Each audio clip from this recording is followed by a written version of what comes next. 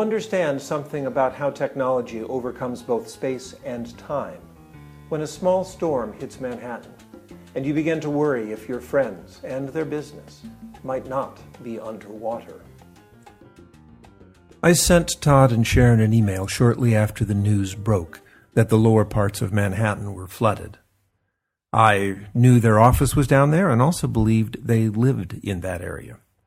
But very quickly, I got an email back from Sharon that said no, all was well, and that they had retreated to upstate New York, where they had a cabin somewhere in the woods.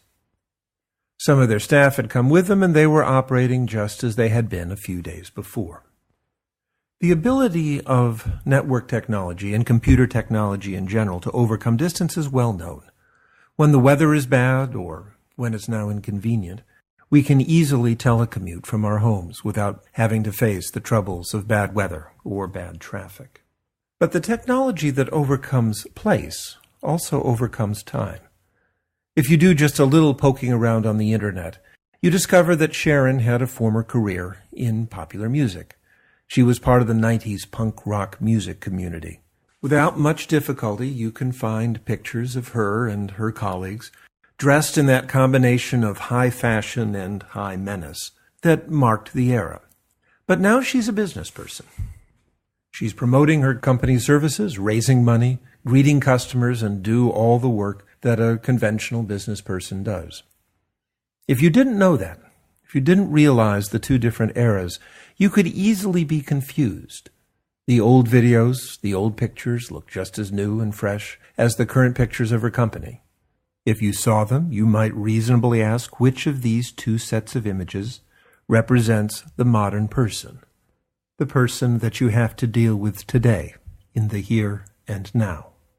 Of course, the coexistence of old and new was intended by the pioneers of the Internet. Of course, many of that pioneering generation of the Internet thought that they were developing a technology that would organize and save all of the knowledge of civilization. Tim Berners-Lee famously wrote that the only reason anything should disappear from the web was either that the company that owned it had gone out of business or that they had run out of money to keep their servers going.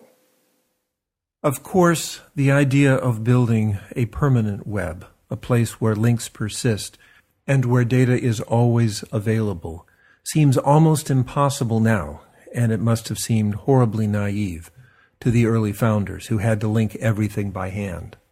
Servers change, domains change, software changes, which forces changes on domains. All of these things are very difficult to track and follow. To keep the world's stock of knowledge on the web and to keep it organized in any strait or form is difficult, with links being formed and links being broken all the time. Change has to be managed, and as a couple of writers in Internet computing wrote not that long ago, as is the case with handling change in general, managing change in a linked data environment turns out to be hard.